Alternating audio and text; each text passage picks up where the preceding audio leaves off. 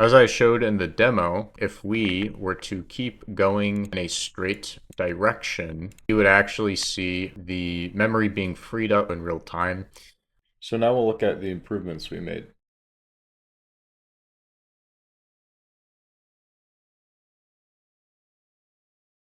Every chunk will have local SSBO data. The key is actually just made up of the location and the face direction to ensure it's completely unique. Anyway, we have SSBO data and we are populating that. Eventually, this data is going to be added to one big SSBO collection, which is going to then be uploaded to the GPU. The problem that I faced before was that that big main SSBO was not actually getting freed. We were uploading this local SSBO data to it, but we were never actually freeing anything. So it would eventually overflow. So you can see there's a couple methods in the chunk. One is adder update block face, which is naming is relatively self-explanatory, but it just kind of modifies the data in the local chunk SSBO. And then eventually it's going to actually update it in memory. This is the main big SSBO. So this is actually taking the terrain SSBO, which is shared. Really, it's this SSBO manager is being passed through dependency injection. So this is the main one we use everywhere, and so we're pretty much just uploading it to that. So the change actually came from we added a few more methods to our SSBO object, our shader storage buffer object. So FreeIndex is actually one of them added.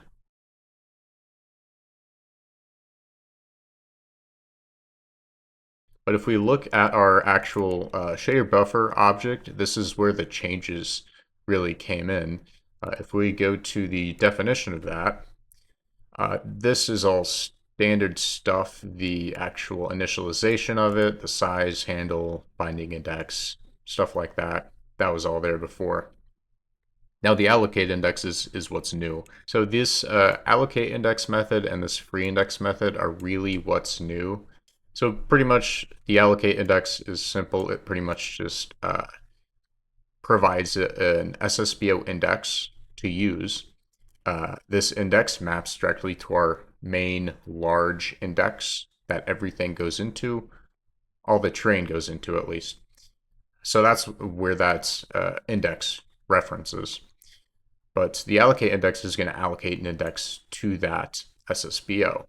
And we are tracking essentially what's free and what's not able to be used. It's first going to give a free index. Most of the time, it's just going to give a free index. Essentially, what that does is it returns it to be used.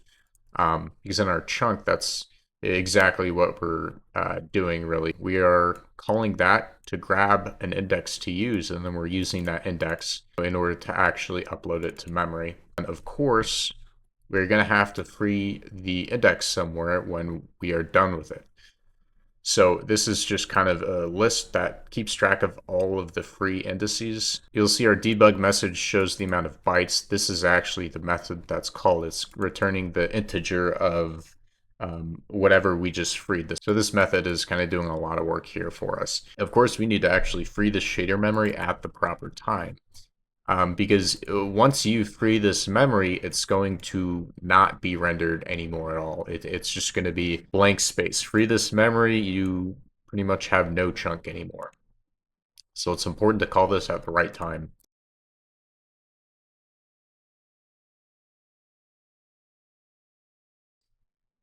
So every time a chunk is cached and decached, there is an event trigger set up for it. So you can see this is that actual print statement that we see in the console.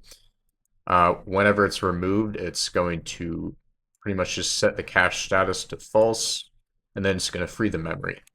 And then obviously invoke the event trigger. But this is kind of how we're managing that cache.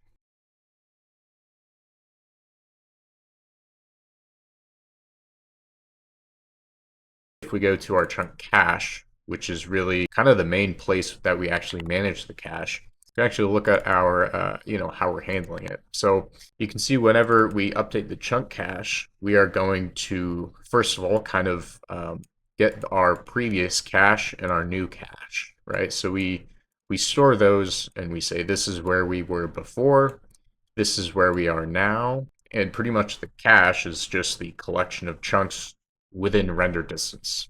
Obviously, once we move to a new chunk, the cache would need to be kind of recalculated.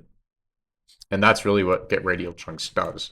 But it also is going to log our previous cache and then our new one.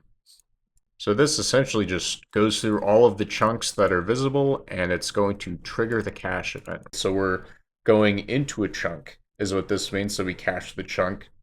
And our rendering pipeline that we already have set up is going to handle the actual rendering of it and the allocation of the actual the block face data.